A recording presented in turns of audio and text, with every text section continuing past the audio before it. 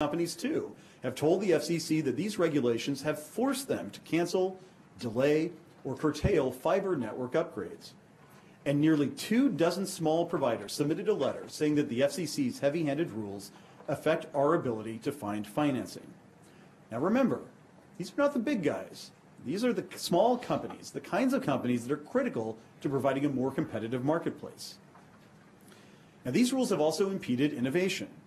One major company, for instance, reported that it put on hold a project to build out its out-of-home Wi-Fi network due to uncertainty about the FCC's regulatory stance.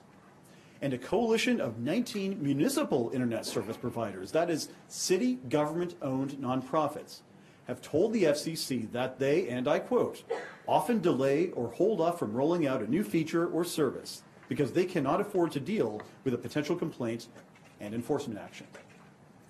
None of this is good for consumers. We need to empower all Americans with digital opportunity, not deny them the benefits of greater access and competition. And consider, too, that these are just the effects that these rules have had on the Internet of today. Think about how they will affect the Internet that we need 10, 20 years from now. The digital world bears no resemblance to a water pipe or an electric line or a sewer. The use of those pipes will be roughly constant over time. Very few would say that there's been dramatic innovation in these areas. By contrast, online traffic is exploding, and we consume exponentially more traffic and data over time. With the dawn of the Internet of Things, with the development of high bitrate applications like virtual reality, with new activities that we can't fully grasp yet, like high-volume Bitcoin mining, we are imposing ever more demands on the network. And over time, that means our networks themselves will need to scale too. On advice of security, we need to take a brief recess. I need everyone to leave everything that you have in place. Do not take anything out of here except for your body. Do not take any bags, any books, or anything. Only thing that leaves out of here is just your body. We will call everybody back in. Thank you.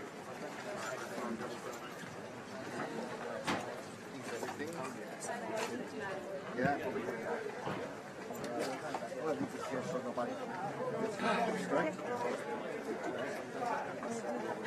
All right. Leaving the room. Thank you very much for taking care of me. I'd bring a jacket. What do you mean drop it? We're talking stills.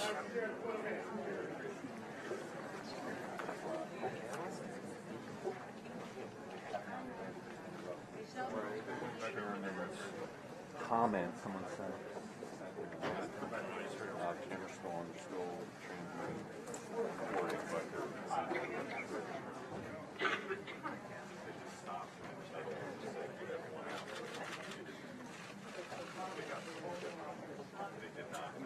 recording, I know.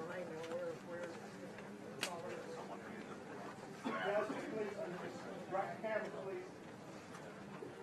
Come on out.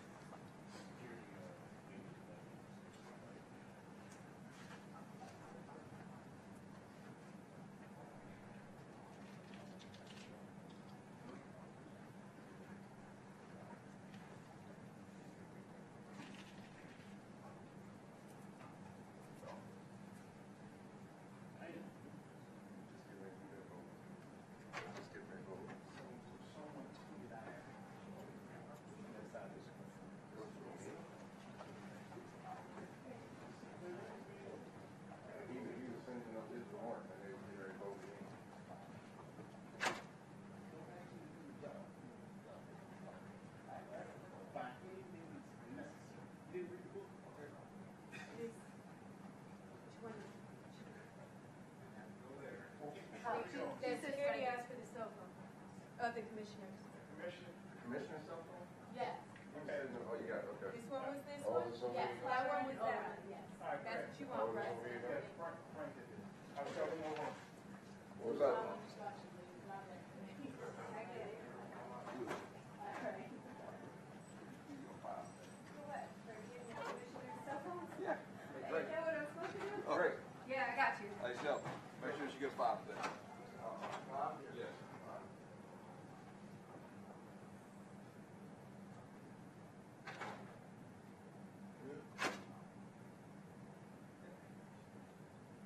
The other one, the overflow. Roy, Green. Okay, we're good. All right, we're good.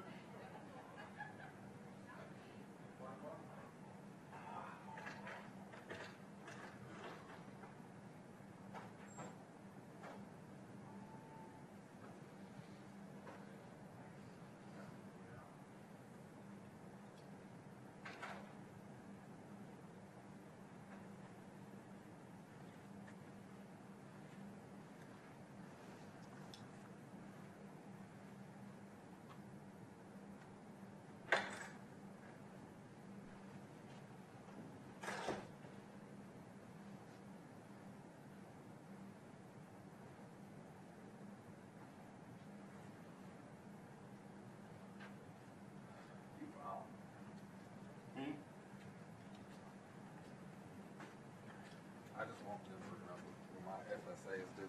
I want them to remember these things. Oh, you haven't had time to work on it. That's 2 days. No, 3, but I had in-service 1 day. What's due today? No, I had in-service on. And you can't do overtime.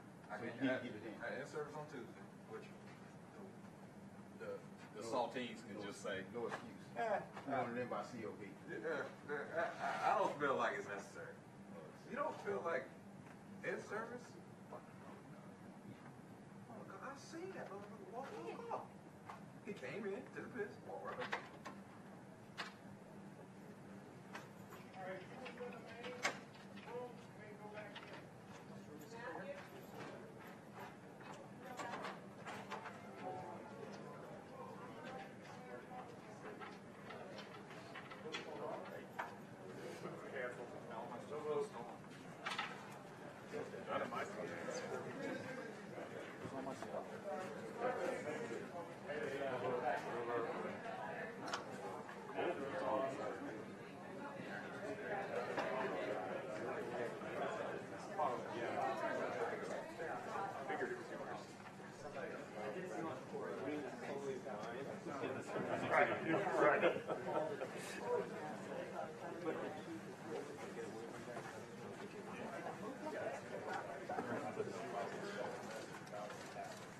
Is anybody here?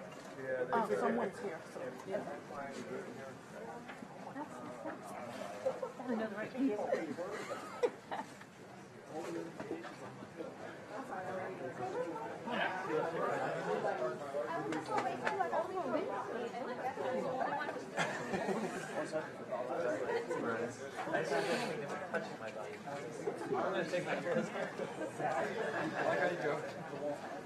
Do you have traffic cameras? No, we fought.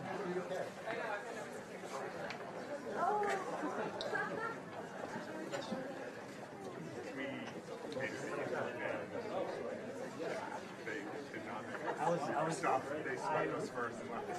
I was so by myself. Oh, I'm sorry.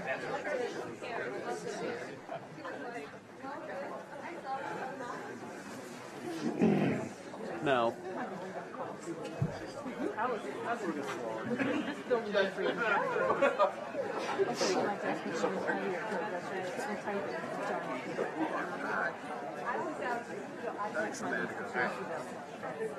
Okay. I took that opportunity. We were worried. We're looking for you, man. I ran.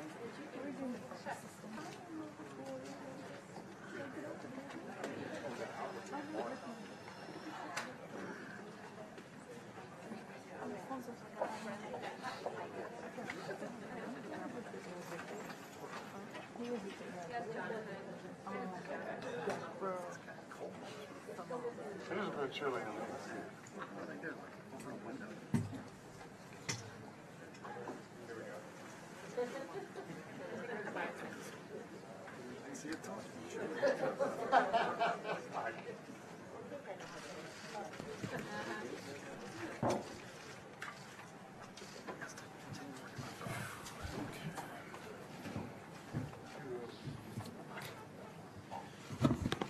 Sorry for the interruption. We were acting on the recommendation of the Federal Protective Service, but we can now reconvene. Where was I? Consider, too, that these are just the effects that our rules have had on the internet of today. Now, think about how they'll affect the internet that we need 10, 20 years from now. The digital world bears no resemblance to a water pipe or electric line or sewer. The use of those pipes will be roughly constant over time, and very few would say that there's dramatic innovation in those areas. By contrast, online traffic is exploding, and with the dawn of the Internet of Things, with the development of high bitrate applications like virtual reality, with new activities that we can't fully grasp yet, like high-volume Bitcoin mining, we are imposing ever more demands on the network. Over time, that means that our networks themselves will have to scale too. But they don't have to. If our rules deter the massive infrastructure investment that we need, eventually we'll pay the price in terms of less innovation. Consider these words from Ben Thompson, a highly respected technology analyst, from a post on his blog Stratechery supporting my proposal. It's an extended quote, but with your indulgence, it's important. The question that must be grappled with is whether or not the internet is done. By that I mean that today's bandwidth is all we will ever need, which means we can risk chilling investment through prophylactic regulation and the elimination of price signals that may spur infrastructure build-out. If we are done, then the potential harm of a Title II reclassification is much lower. Sure, ISPs will have to do more paperwork, but honestly, they're just a bunch of mean monopolists anyways, right? Best to get laws in place to preserve what we have. But what if we aren't done? What if virtual reality with dual 8K displays actually becomes something meaningful? What if those imagined remote medicine applications are actually developed? What if the Internet of Things moves beyond this messy experimentation phase and into real-time value generation, not just in the home, but in all kinds of unimagined commercial applications? I certainly hope we will have the bandwidth to support all of that. I do too. And as Thompson put it in another Stratechery post, and again I quote, "The fact of the matter is there is no evidence that harm exists in the sort of systematic way that justifies heavily regulating ISPs.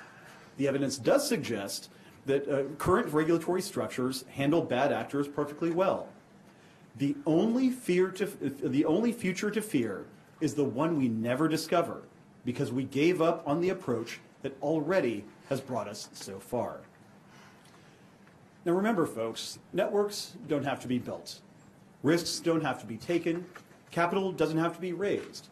The cost of Title II today may appear, at least to some, to be hidden, but the consumers and innovators of tomorrow will pay a severe price.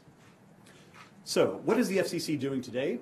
Well, quite simply, we are restoring the light touch framework that has governed the internet for most of its existence. We are moving from Title II to Title I. Wonkier it cannot be. It is difficult to match that mundane reality to the apocalyptic rhetoric that we have heard from Title II supporters. And as the debate has gone on, their claims have gotten more and more outlandish. So let's be clear. Returning to the legal framework that governed the internet from President Clinton's pronouncement in 1996 until 2015 is not going to destroy the internet. It is not going to end the internet as we know it. It is not going to kill democracy. It is not going to stifle free expression online. If stating these propositions alone doesn't demonstrate their absurdity, our internet experience before 2015 and our internet experience tomorrow, once this order passes, will prove them so. Simply put, by returning to the light touch Title I framework, we are helping consumers and promoting competition. Broadband providers will have stronger incentives to build networks, especially in unserved areas, and to upgrade networks to gigabit speeds and 5G. This means there will be more competition among broadband providers. It also means more ways that startups and tech giants alike can deliver applications and content to more users. In short, it is a freer and more open internet. And we also promote much more robust transparency among ISPs than existed 3 years ago. We require ISPs to disclose a variety of business practices, and the failure to do so subjects them to enforcement action.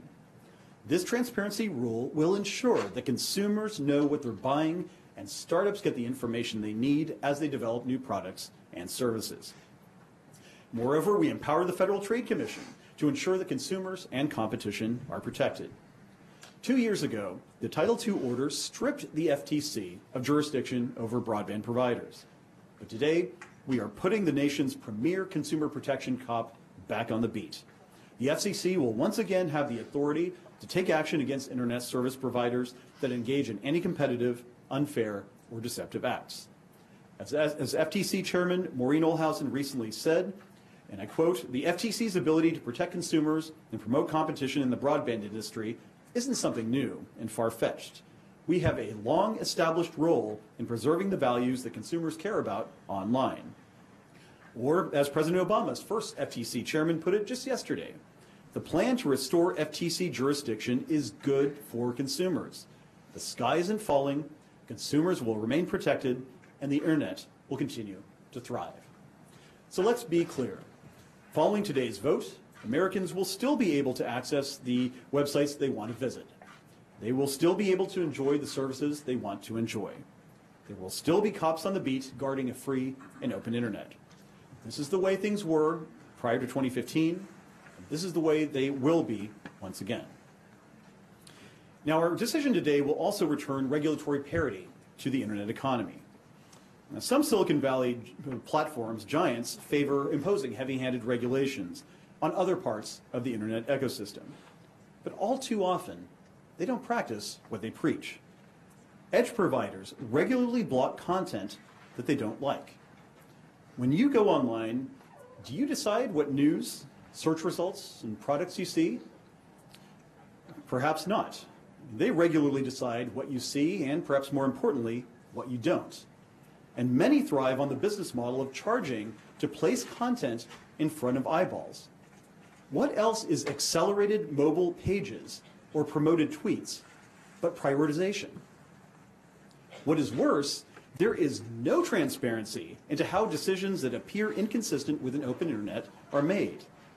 How does a company decide to restrict someone's accounts or block their tweets because it thinks their views are inflammatory or wrong?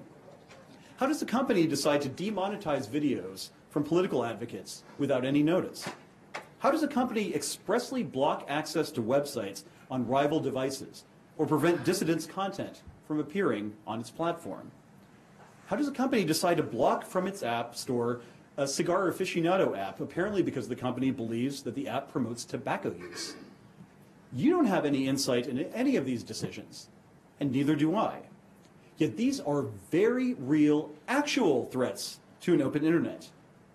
Ironic, coming from the very entities that claim to support it. Ironic, too, that so-called net neutrality advocates, most vigorously opposed to our reforms, have little to nothing to say about these threats. These are omissions, these are threats that a growing number of officials, Democrat and Republican, House and Senate, are beginning to take notice of. Now look, perhaps certain companies support saddling broadband providers with heavy-handed regulations because those rules work to their economic advantage. I don't blame them for taking that position. And I'm not saying that these same rules should be slapped on them too. What I am saying is that it is not the job of the government to be in the business of picking winners and losers in the internet economy. We should have a level playing field and let consumers decide who prevails. Now, many words have been spoken during this debate, but the time has come for action. It is time for the internet once again to be driven by engineers and entrepreneurs and consumers, rather than lawyers and accountants and bureaucrats.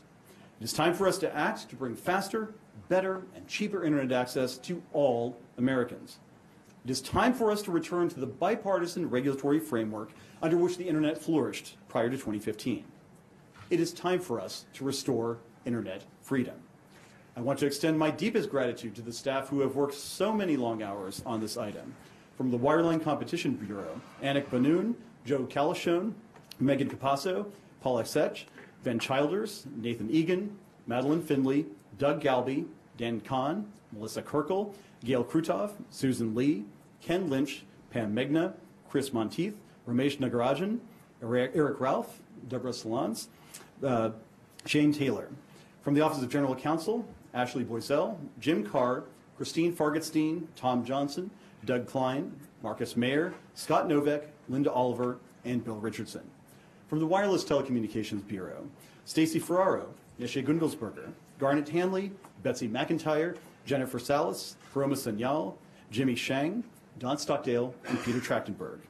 From the Office of Strategic Planning and Policy Analysis, Eric Berger, Mark Bykowski, and Jerry Alec. From the Consumer and Governmental Affairs Bureau, Jerusha Burnett. From the Public Safety and Homeland Security Bureau, Ken Carlberg. And from the Media Bureau, Tracy Walden. With that, we will call the vote. Commissioner Clyburn. I dissent. Commissioner O'Reilly. Aye. Commissioner Carr. Aye. Commissioner Rosenworcel. I dissent. The chair votes aye. The item is adopted with editorial privileges granted as requested. Thanks to the staff for your terrific work on this item. Madam Secretary, could you please announce the next item on today's agenda? Mr. Chairman and Commissioners, the fifth item on your agenda will be presented by the Wireless Telecommunications Bureau and is entitled Amendment to Harmonize and Streamline Part 20 of the Commission's Rules Concerning Requirements for Licensees to Overcome a CMRS Presumption. Don Stockdale, Chief of the Bureau, will give the introduction.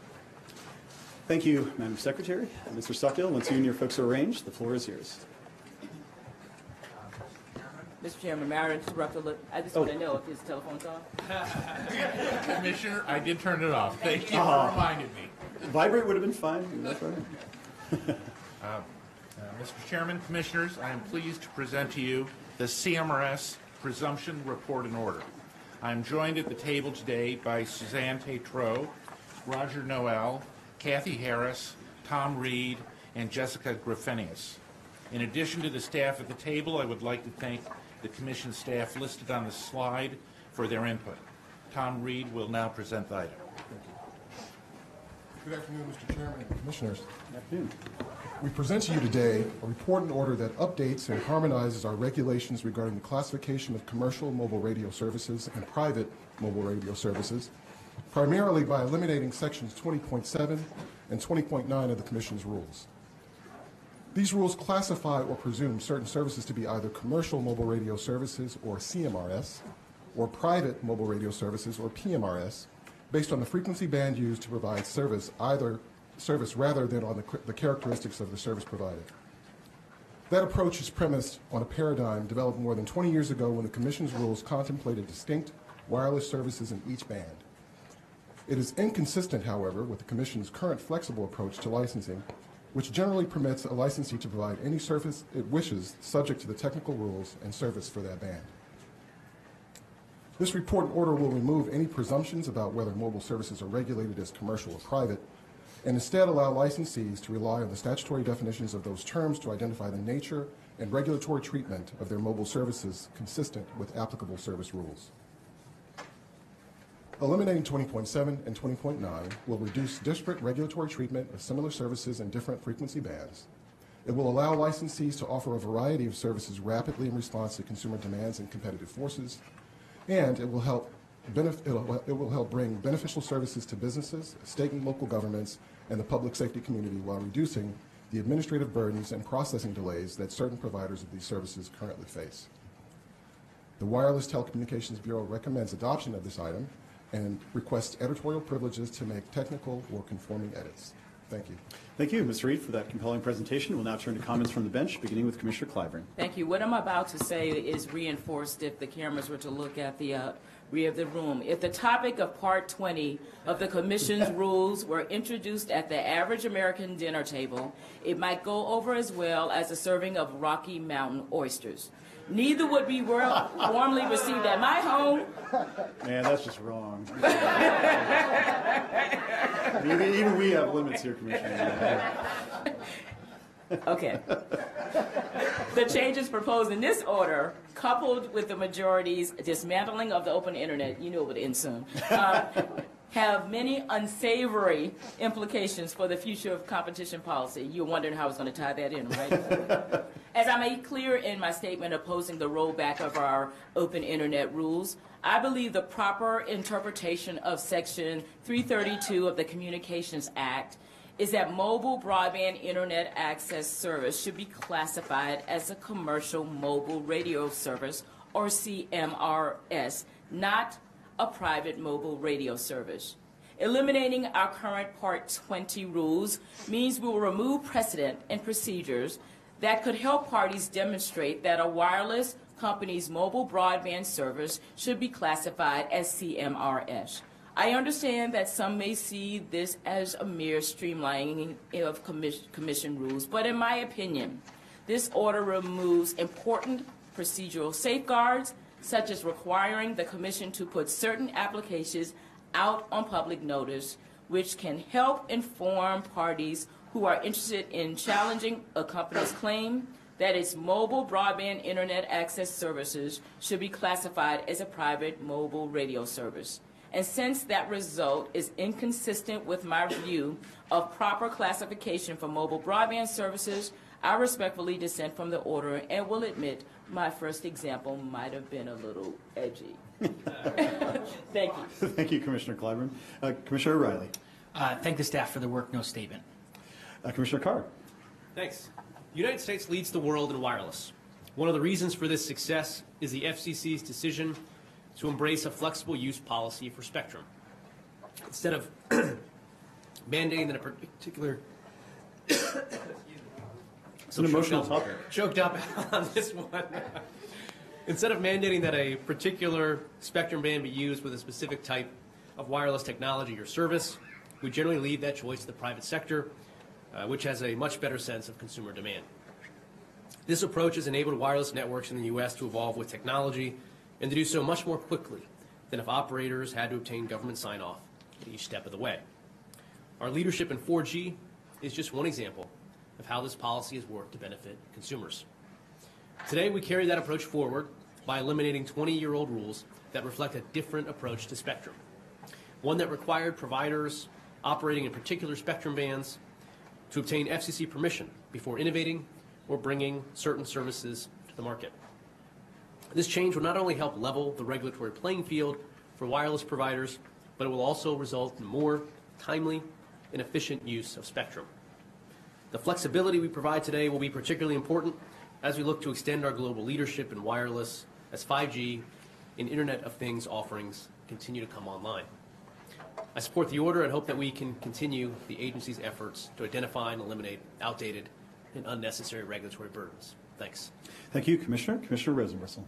Well, in the interest of moving this along, I will say that I support today's decision. It does not in any way alter the statutory definitions of CMRS or PMRS, nor does it affect the underlying regulatory obligations associated with those services, and that is why it has my full support.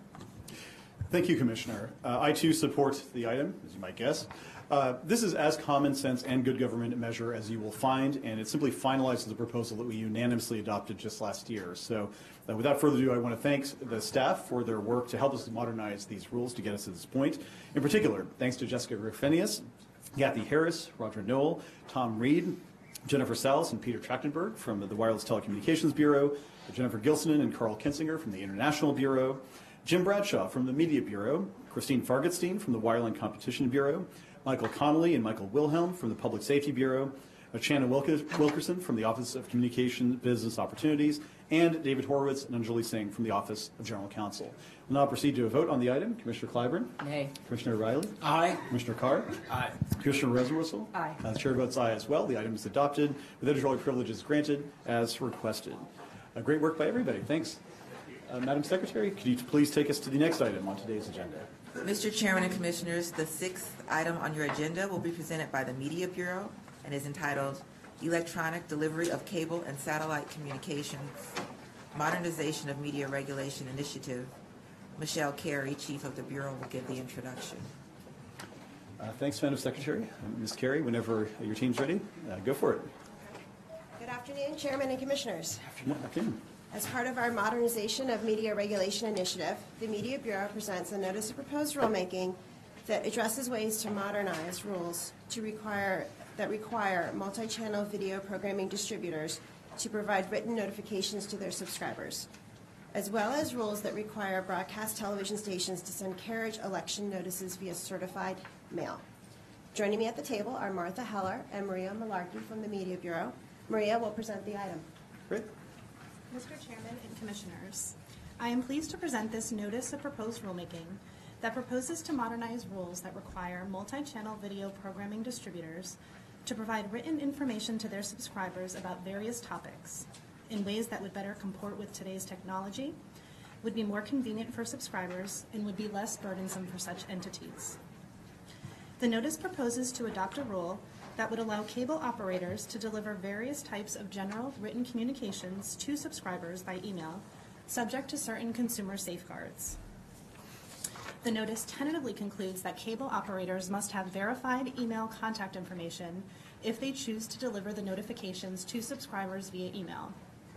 For certain notices, it tentatively concludes that cable operators must provide a mechanism for subscribers to opt out of email delivery and continue to receive paper notices. For notices that pertain to rate and service changes, among other things, the notice seeks comment on whether subscribers should have to opt in or opt out to receive such notices electronically.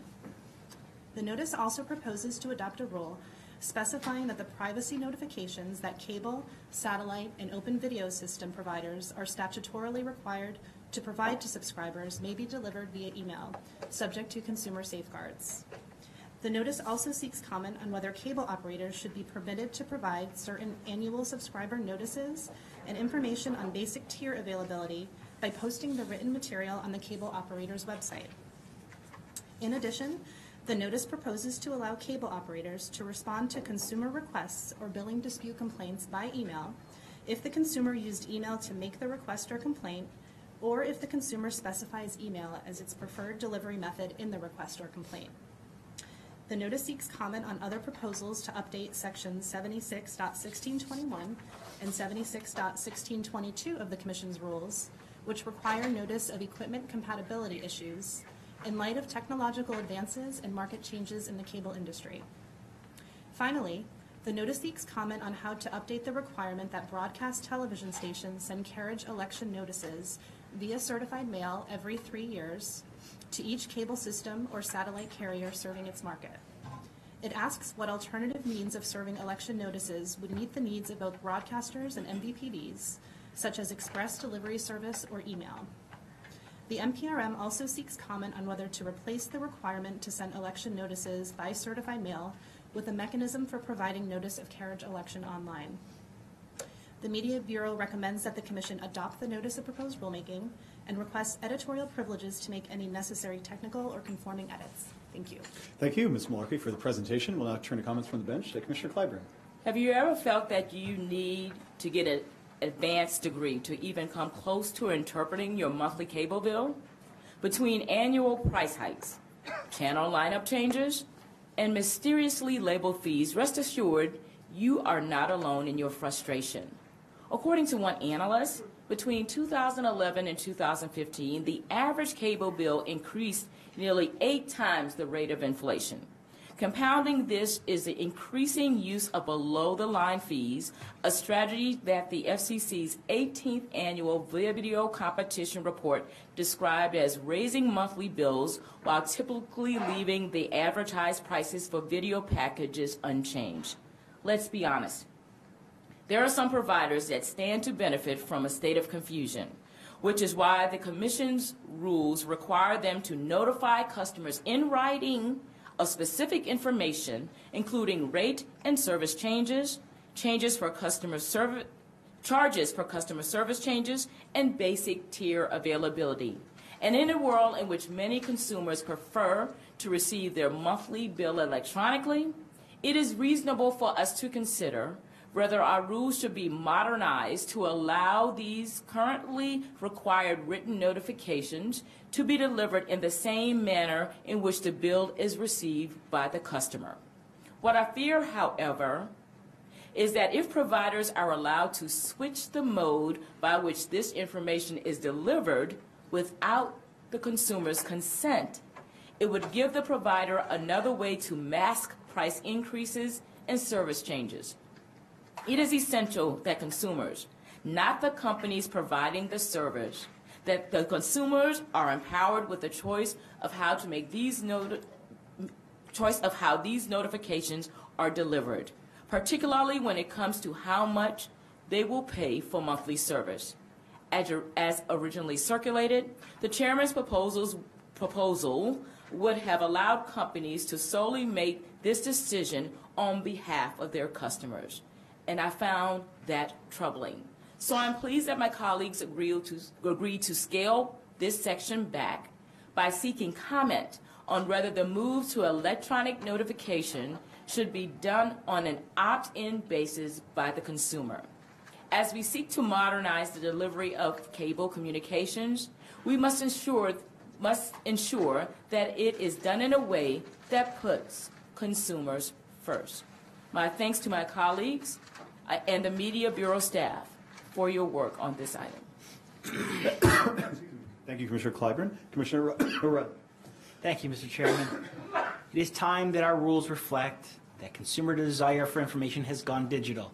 There are many occasions when emailing a consumer is more appropriate and reflective of how the public communicates today than using the antiquated postal service. This item tentatively concludes that various requirements on cable operators to provide generic written communications to subscribers can be interpreted to include electronic delivery. When it comes to annual notices, rather than just having the option of delivering by mail or electronic means, I support allowing companies to post the requisite links on their website. For the consumer who wants this information, this is a logical place to find it. For the consumer that does not, why clutter their mailbox or inbox?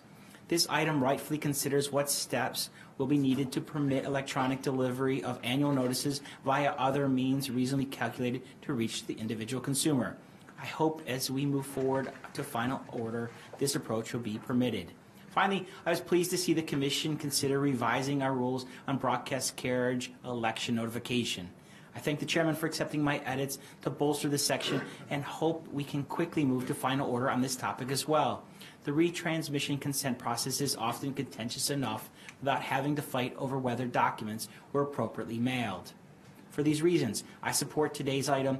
Next year, I trust we can move to final orders on the topics we've teed up and continue clearing out the regulatory underbrush. I'm also eager to begin looking at some of the more substantive ideas proposed in the record. Overall, our media modernization proceeding has shed light on a number of burdens that have outlived their usefulness, and I thank the Chairman for his attention to the topic. Thank you, Commissioner. Commissioner Carr. Thanks. This year, the FCC has made significant strides in modernizing outdated rules and reducing unnecessary paperwork burdens. This effort has been particularly welcome when it comes to the FCC's media regulations, which have languished without update for far too long. Take the FCC's Part 76 rules, which we tee up in today's notice of proposed rulemaking. These rules regulate cable operators' communications with their subscribers, but those rules are stuck in the snail mail era, requiring providers to send written notices to consumers, even when email is a more efficient and cost-effective means and one that the consumer prefers. Allowing cable operators to communicate with their subscribers electronically is long overdue, so I support today's notice. It contains common sense proposals that will decrease paperwork burdens, especially for smaller cable providers, while ensuring that consumers receive information in the way they find most helpful. I want to thank the Media Bureau for its work on this item. Thanks. Thank you, Commissioner Carr. Commissioner Rosenworcel. So on this one, I have a bias. I lose paper bills all the time. So the prospect of being able to make them available electronically is enticing. So this item has my full support, both personally and professionally. Thanks. Thank you, Commissioner. Even in the digital age, many of us remain all too familiar with paper. One example, of course, is bill inserts, the extra sheets of paper that are stuck in the envelope with your bill for a particular service. Now, other than those who struggle to actually decipher them, I think most consumers simply ignore them. And these days, of course, we tend to prefer electronic communications over pulp. The FCC, too, shares that preference. We are working to reduce our own use of paper, and we're also aiming to modernize rules that unnecessarily require the private sector to stuff paper into your mailbox. And this notice is another step down that path. But we're simply proposing to take the consumer-friendly step of allowing video companies, or MVPDs in the parlance, to send certain notices to subscribers electronically. Now, if it's finalized, this proposal could allow consumers to more readily access information about their services in a form that they find most convenient. And would also get rid of a lot of environmental waste and reduce unnecessary regulatory costs too. Now, there's a similar issue lurking about in one of our rules, and we seek public input in this notice on that too. Today, broadcast television stations have to send MVPDs a notice telling them whether they are opting for must-carry of their content or retransmission consent. They have to send a separate election notice to each cable system or satellite carrier individually by certified mail.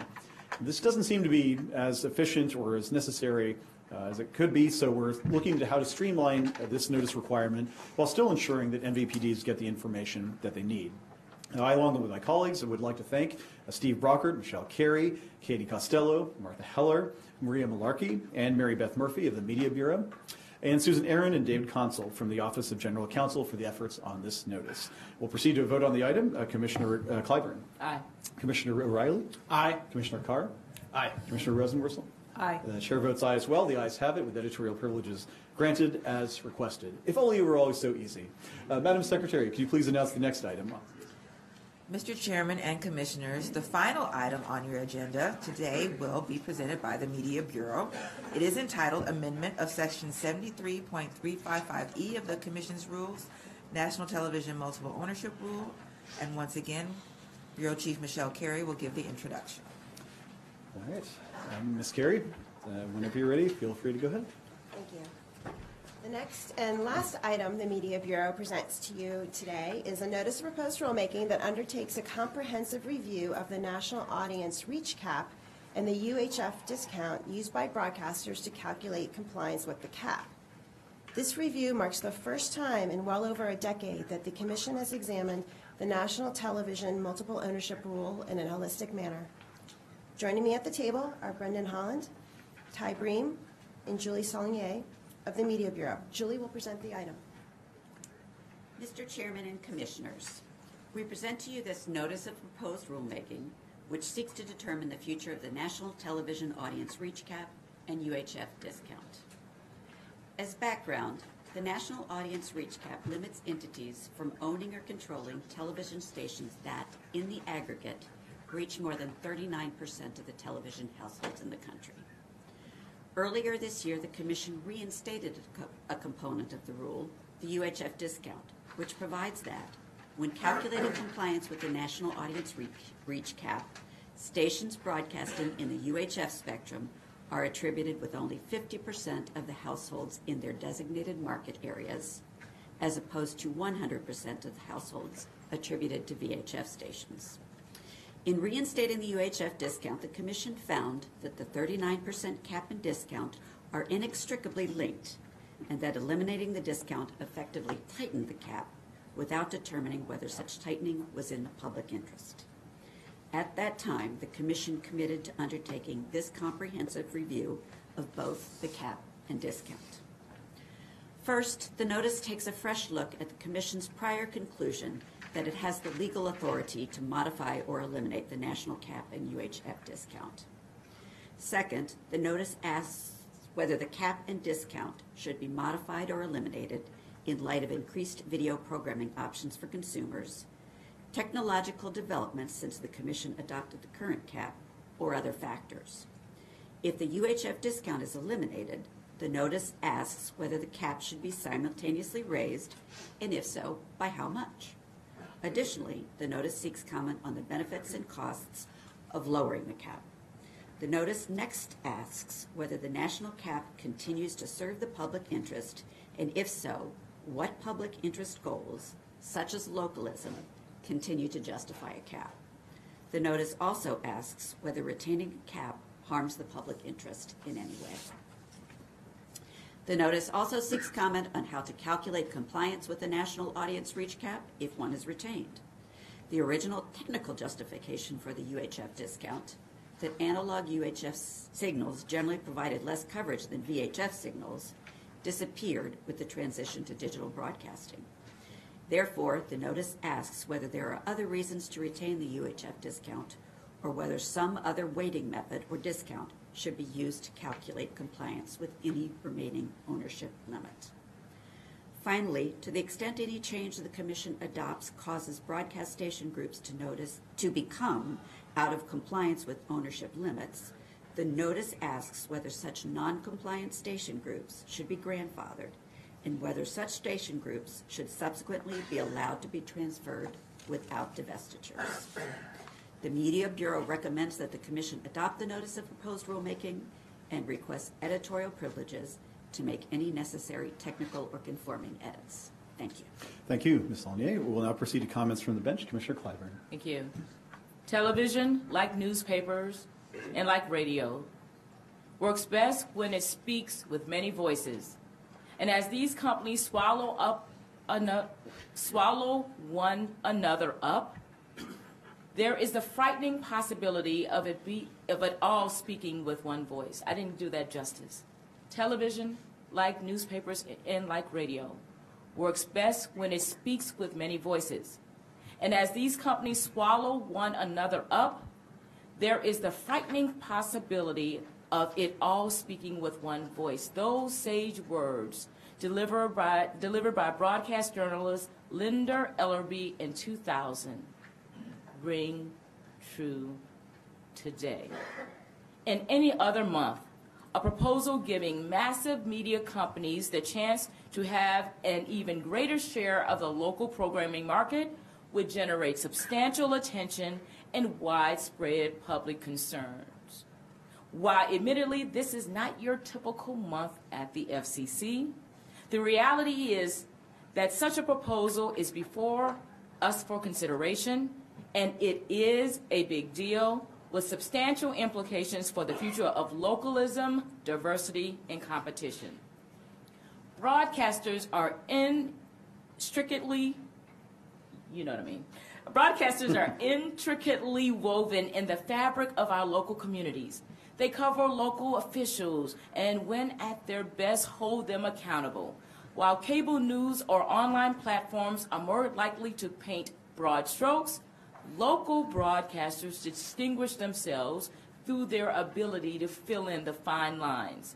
Local broadcasters often go through great lengths to stay on the air during a natural or man-made crisis, providing on-the-ground coverage when news breaks, including the delivery of emergency information that no doubt has saved countless lives.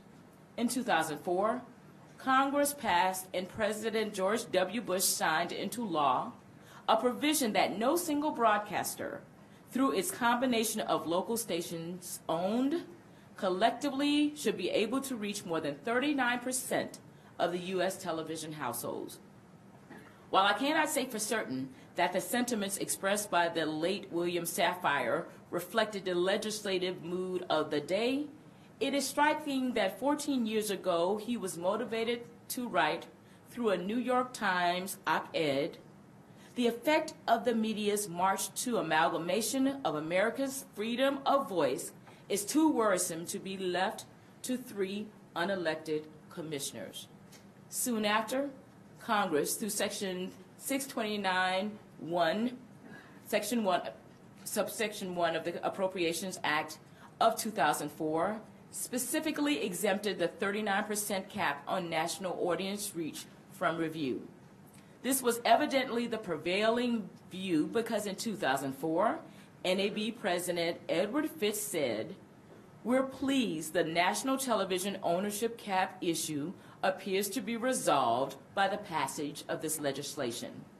Press accounts at the time, including a January 2004 story in Broadcasting and Cable, affirmed that one of the few features of the law was that, quote, "Only Congress, not the FCC, can change the 39% limit." Facing a challenge from broadcasters who sought to maintain a 45% national ownership cap, the Third Circuit issued its opinion in June of 2004. In the court's decision, it wrote, "Because the Commission is under a statutory directive to modify the national television ownership cap to 39%, challenges to the Commission's decision to raise the cap to 45% are moot. This decision should have once and for all put to rest any question that the FCC could independently increase the cap. But no. The current administration, in its quest to greenlight even greater media consolidation, has found a way to rewrite history and ignore this Third Circuit decision. Earlier this year, over my vociferous objection, the FCC majority reinstated the UHF discount, giving the blessing for a single company to reach over 70% of the U.S. households while claiming to be compliant with the 39% national ownership cap. In 2004, when Congress enacted the cap, the DTV transition was still 5 years away. But thanks to the transition to digital television, UHF stations are no longer inferior to VHF stations. This can be nothing else but that broadcasters, with the blessing of the FCC majority, are using this arbitrary loophole to expand their reach far beyond what Congress ever envisioned. How did we get to this point? Harken back to June of 2003, when the FCC voted along party lines to increase the national ownership cap from 35 to 45%. This decision was not without significant controversy. Even the National Rifle Association at the time came out in opposition, arguing that the loosening of the FCC's media ownership rules should be rejected, and I quote, for the sake of our democracy. Leading into the fall of that same year, Congress continued to debate the issue, and there were bipartisan House and Senate resolutions introduced that disapproved of the FCC's deregulation of the media ownership rules. There were also multiple congressional hearings that year. Senator Trent Lott, in describing his opposition to raising the cap, said, and I quote, that the nation is in danger of losing the localism and diversity of viewpoints that are offered under the current ownership cap structure if the current cap is raised, end quote. Strong words from the former Senate leader, and he was not alone. A deeply fought battle ultimately resulted in a compromise between congressional leadership and the White House. That November, an agreement was reached that a 39% national ownership cap was established that will be put into law just 2 months later. While many remained unhappy, the purpose was to put this debate to rest, or so they thought. Fast forward to last month, when Democratic leader Pelosi, along with Representatives Pallone and Doyle, wrote in a letter to the Commission that by explicitly excluding review of the cap from the congressionally mandated quadrennial review of broadcast ownership rules, we made clear that the FCC is not permitted to change or evade the national ownership cap. I agree. Localism, diversity, and competition are bedrock principles of our national media policy and indeed our democracy. Giving a single broadcaster the means to buy up enough local stations to exceed the 39% cap is inconsistent with the statute and should be rejected. FCC Chairman Michael Powell once said that the FCC is constitutionally bound to comply, willingly or not, with Congress's direction as expressed by the text of the statute. Maybe today will be the day the majority will heed those words and join me in opposing today's proposal, because if nothing else is clear when it comes to this item, it is that we, the FCC, has absolutely no authority to act. I dissent. Thank you, Commissioner. Commissioner O'Reilly. Thank you, Mr. Chairman. I support today's item, which initiates a defined process to review the Commission's National Television Multiple Ownership Rule, commonly referred to as the National Audience Reach Cap. This is a topic I've spent too much time over the years working on, so I'd like to clear up many of the misconceptions surrounding it. First, I want to be absolutely clear on my position on the matter. As I've stated previously, I do not believe the Commission has the authority to modify the National Audience Reach Cap, which also extends to eliminating the UHF discount. Well, the discount may no longer be technologically justified. It is up to Congress to make that determination, not the Commission. This was the clear intent of Congress when it partially rolled back the FCC's proposed cap increase of 45% in 2004. While many lawyers have their own interpretations of the 2004 Consolidated Appropriation Acts, I want to provide a little history. After extensive debate and too many meetings to count, Congress enacted the relevant portions of the CAA. The language in the law cannot be any clearer. It statutorily sets the national ownership limit and correspondingly removes it from the quadrennial review under Section 202H of the Telecommunications Act.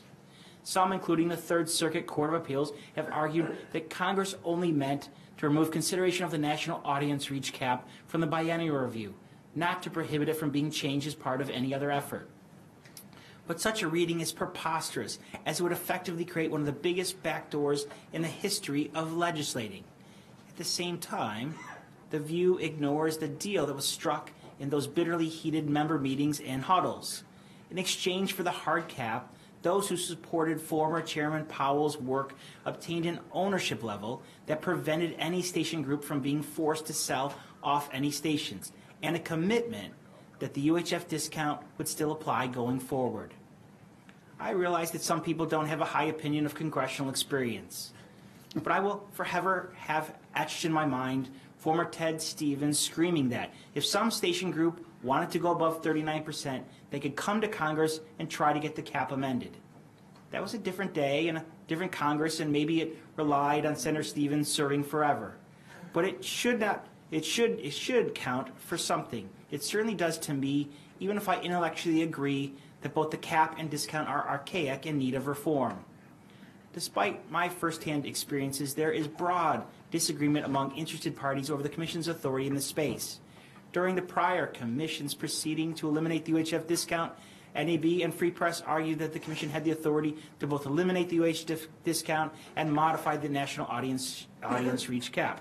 The Commission ultimately agreed, with the support of a couple of my colleagues here today. On the other hand, Fox, Sinclair, ION, and Trinity Broadcast Network all challenged the Commission's authority.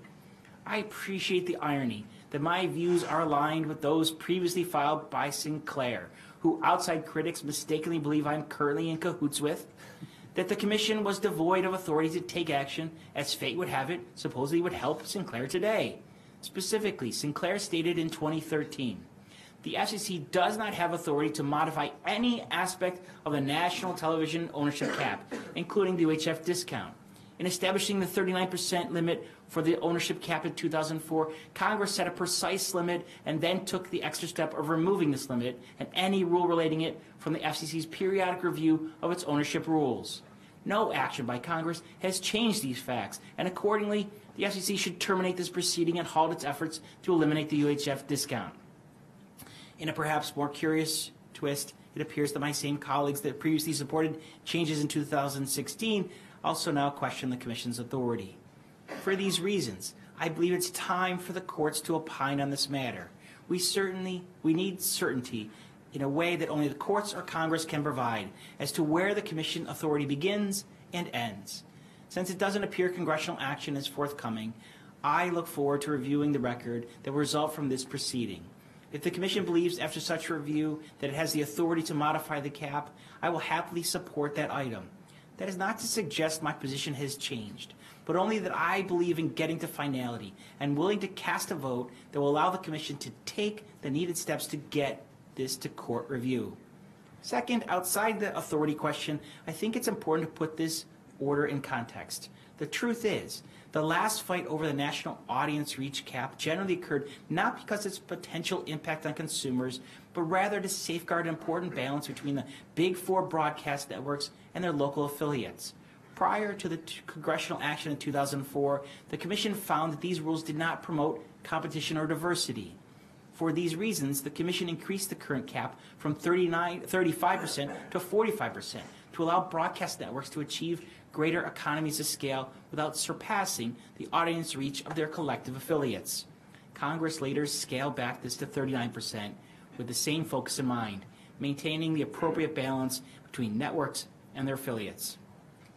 It's also worth noting that even if the national audience reach cap is increased or eliminated, the practical effect will likely be limited, assuming the Commission complies with congressional direction on the UHF discount. Today, the majority of the top 10 television stations do not even come close to the cap. For instance, CBS Corporation, which ranks 5th, only has a national audience reach of 25.5%. Hearst Corporation, at 10th, has an audience reach of 13.3%. All this is to say, well, I support asking questions and ultimately resolving this issue of the Commission's authority on the matter. Whether we maintain or alter the cap is likely to have little real-world impact in the near future. I thank the Chairman for teeing up this item and asking the broad range of questions. I will approve. Thank you, Commissioner. Commissioner Carr. Thanks. Since the 1940s, the FCC has had rules on the books that limit the number of television stations any single entity can own.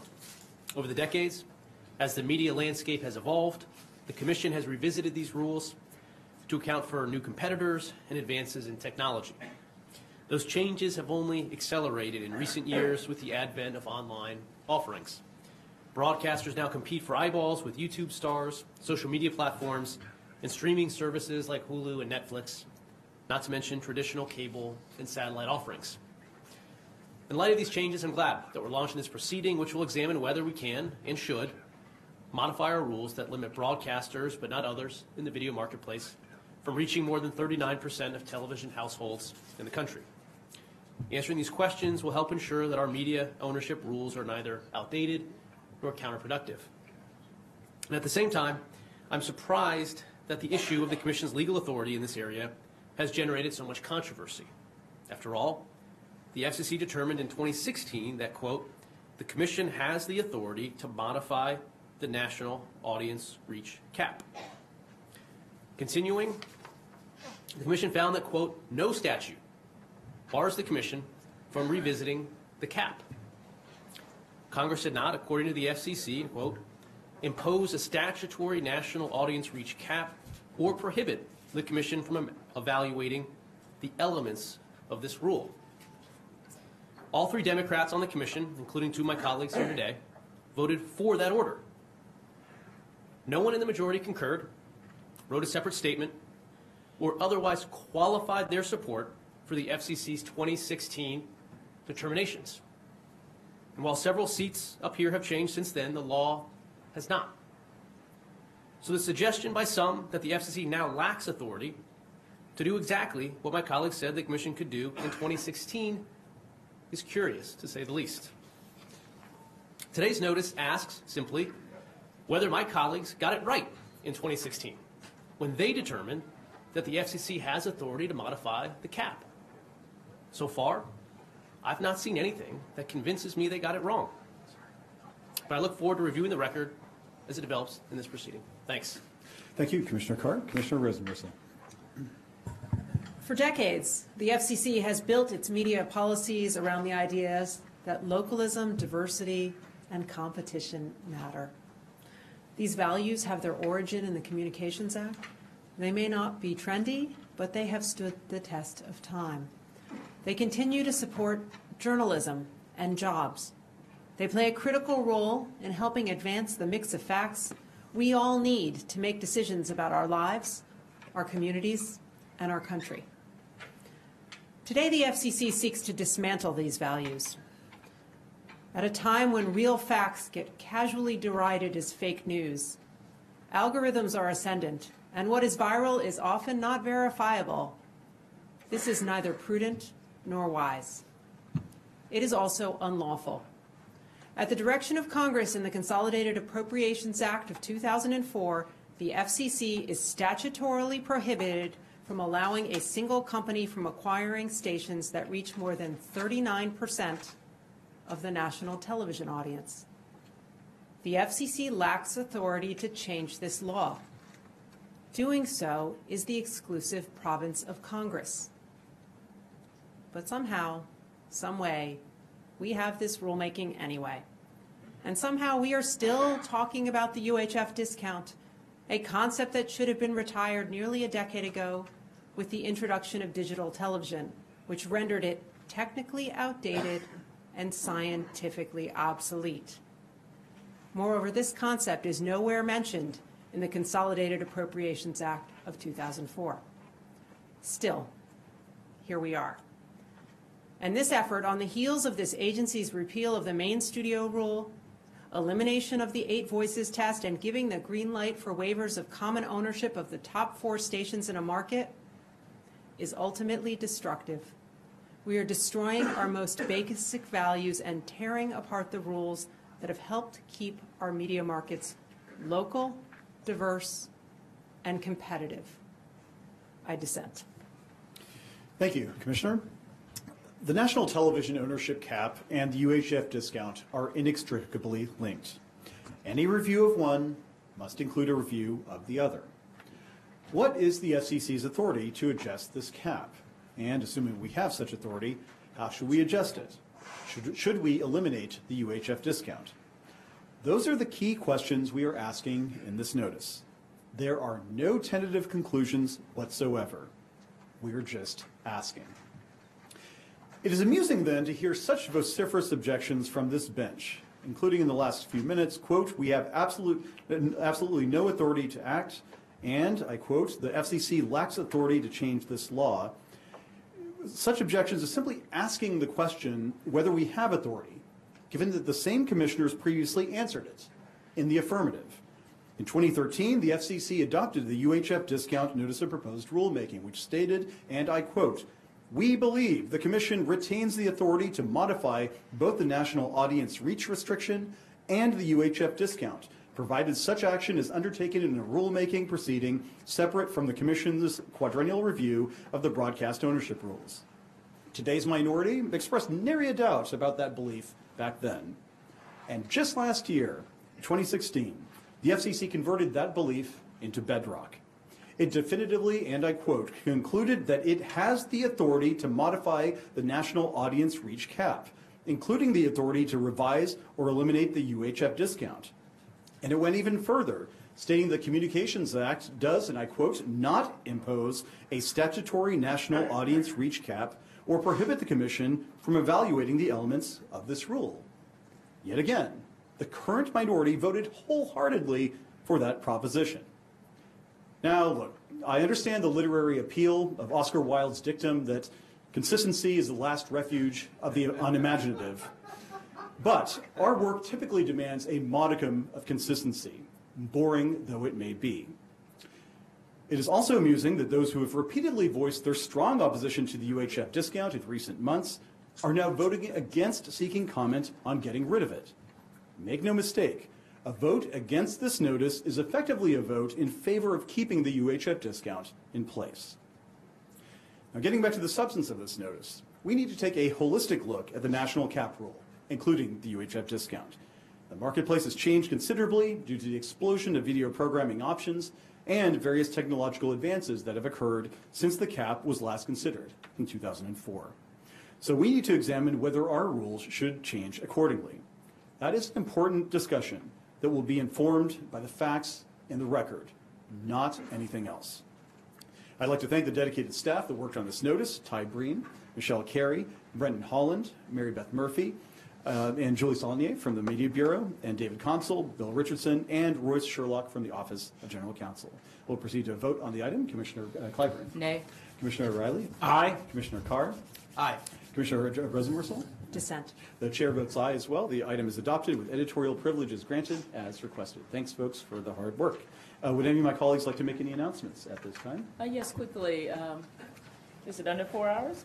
4 hours and 50 minutes? I think we've got 30, 40 minutes before we hit that. All right. Take your time. Yes. Yeah. I figured, based on last month, I can say this. One word a minute. So I'm delighted to announce that April Jones has joined my office as a policy analyst and special assistant. If she's still in the room, if you would stand. She has a diverse background and will be and is already a tremendous asset in our continual work to put consumers first and uphold our principles. She came to us from the office of Housefield? Oh, Hausfeld? Feld? Yeah, Feld. Oh, like, yeah. Hausfeld. There's no I there. A global antitrust firm. She previously worked at the Office of the U.S. Trade Representative, which she primarily worked on e-commerce and telecommunications. Those were in her portfolio. She received her J.D. from the George Washington University School of Law, where she completed an international human rights law program at the University of Oxford, and she received her undergraduate degree from the University of Southern California. Welcome. Welcome aboard, April. Anybody else? Sure. I'd like to introduce Evan Schwartztraber, new addition to our office. He's joining my office as an advisor on media regulation. You have to stand up. That's the tradition around here, part of the grilling. He started with us 2 weeks ago, so he's found the pace around the commission to be a little slow and the public's interest in our work a bit underwhelming. I told him just wait until we take up poll attachments again. That's when things get really interesting around here, and they bring in C-SPAN 8, the Ocho, to help cover it. But in all seriousness, I'm delighted Evan joined the office. He has a keen instinct for communications policy, having worked most recently at Tech Freedom on a broad range of telecom issues, from broadcasting to broadband deployment. I look forward to relying on his expertise as we move forward and recede again into the regulatory backwaters. Now, with this new addition, that means my office no longer gets the chance to benefit from the good work of Kevin Holmes, who had been serving as an acting legal advisor in my office since August. Kevin's been an invaluable member of my team, and I'm grateful for his contributions over the past few months, including on many wireless infrastructure items that we've taken up. And I'm glad that the Commission will continue to benefit from Kevin's public service. Thanks. Thank you, Commissioner. Commissioner Rosenberg. All right. I want to welcome Jessica Martinez to my staff, to the FCC, and to this rollicking first meeting that she's had. She comes to my office from the U.S. House Energy Commerce Committee's Democratic staff, where she served as Outreach and Member Services Coordinator. She's also served as the Communications Director for the Congressional Hispanic Staff Association. And before her time on Capitol Hill, she served as an associate with a D.C. strategic firm where she focused on healthcare policy. And her prior experience also includes time as a fellow with the Progressive Caucus, an internship with the Democratic Steering and Outreach Committee, and as the Latino Outreach Coordinator for the Utah State Democratic Party. She is the daughter of Mexican immigrants, and she put herself through the University of Utah as a waitress and a forklift driver. So we've got double the Jessica in the office. Got someone who worked as a forklift driver. Last month we introduced you to Umair, who worked as a firefighter. And the month before it was Kate, who is shortly publishing a book entitled Badass Women. Whoa. So the net of that is you mess with us at your peril. Welcome, Jessica. Yeah, that's right. Can I just, go ahead. Can I just say double the Jessica? That is that's the thought. Oh. But I had the chance to meet Commissioner Rosenworcel's staff, Commissioner Clyburn's staff, and happen to know Evan from working in the past. So I'm looking forward to working with those. Even if we didn't always agree on substance, it was a pleasure, and my staff looks forward to working with them all. Thank you. So I just had a few announcements. First, Pat Carney. I don't know if Pat is here. Is he not? Pat is well known to everybody here at the Commission. If you've ever had an ethical issue, a form to fill out, or whatever, Pat is the key guy. He's the head of the ethics team in the Office of General Counsel. He joined FCC's ethics team in 1995 after spending about 2 decades in the Navy. He served as an officer in the JAG Corps, ultimately attaining the rank of captain. And he served the Commission as Assistant General Counsel for Ethics since 2002. And in that capacity, he earned the FCC's Silver Medal for Meritorious Service, the FCC's Catherine Forster Public Service Award, and the FCBA's Outstanding Government Service Award. Pat's stewardship of the ethics program has been incredible. I mean, he's one of those guys where you don't appreciate the job that he does because he does it consistently so well, but if he didn't do it, you certainly would notice it. More importantly, though, he is just a gem of a human being. I've had the chance to work with him both when I was a staffer in the Office of General Counsel and now in the current role. And he's always got an even temperament, a smile on his face, and just a genuinely good heart. So Pat, wherever you are, Godspeed. Thank you for your service to the Commission. We are so grateful to call you a colleague and a friend. Next, Jane Jackson. I don't know if Jane is here either. Well, they're probably both hard at work. So Jane also is departing the Commission. She began her career here in 1976 in the FCC's first cable television bureau. After stints as an attorney at PBS and as a law professor, she returned to the FCC in 1984 to serve in the Common Carrier Bureau's Computer to Implementation Task Force. Man, there's a throwback for you. The next year, she joined CCB's Accounting and Audit Division, where she was promoted to chief of the legal branch in 1991. In 1993-94, she practiced in the private sector, and then yet again, Godfather style, we pulled her back into the CCB's Policy Division.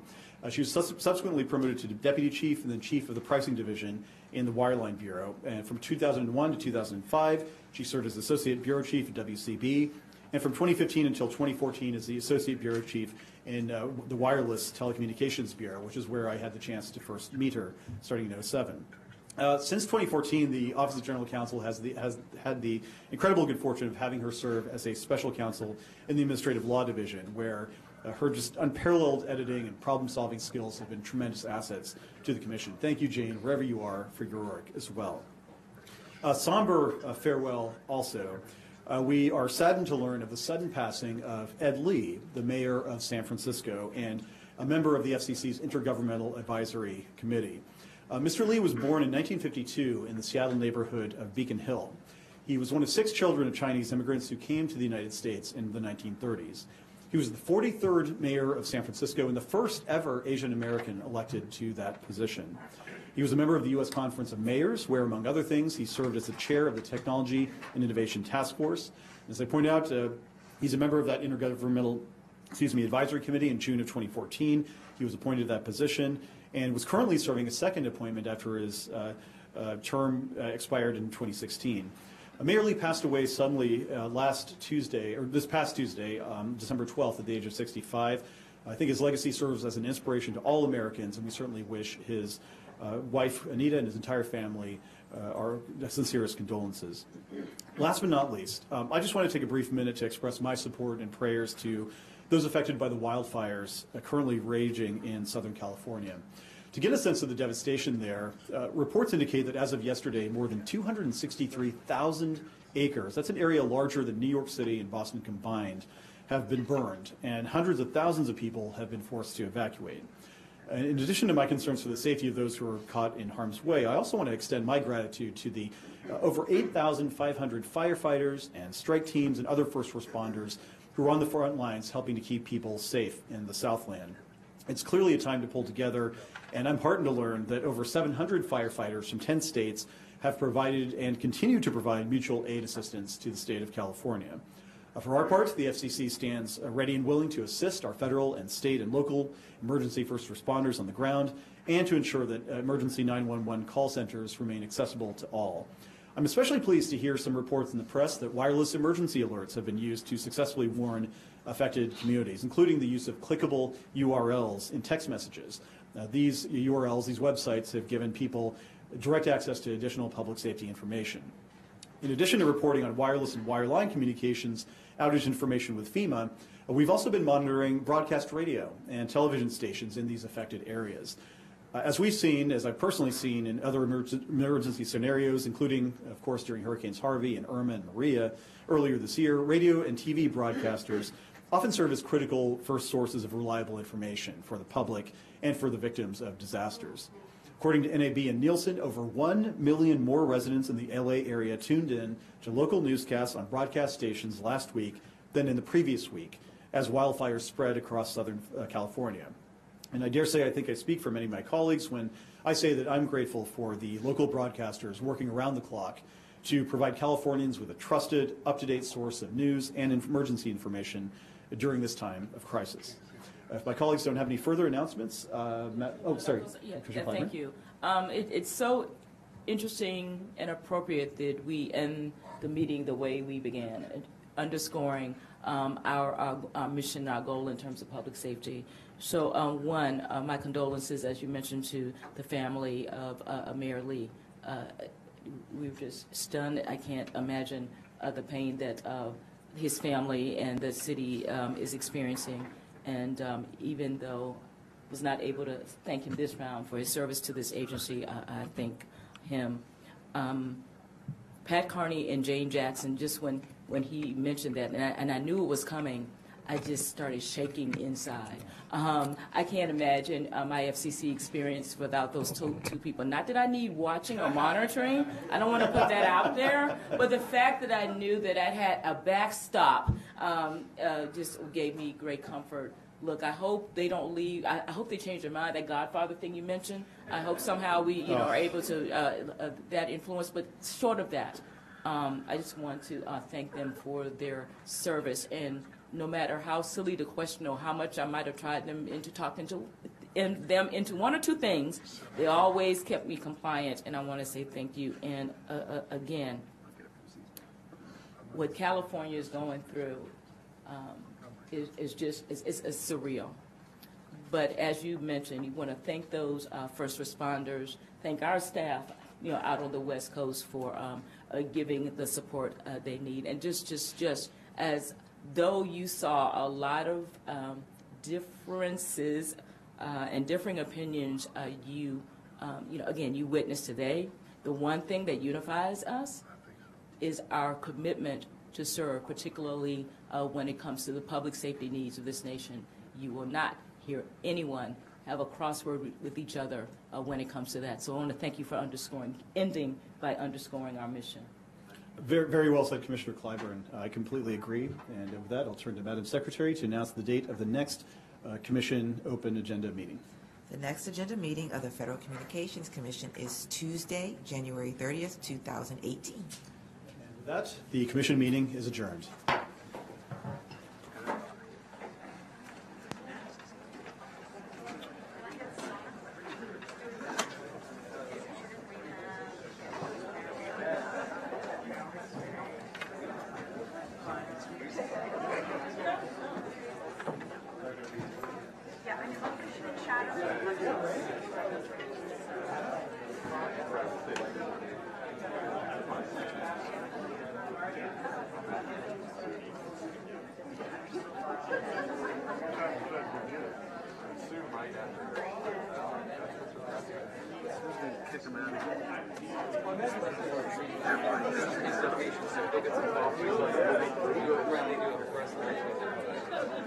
But I'm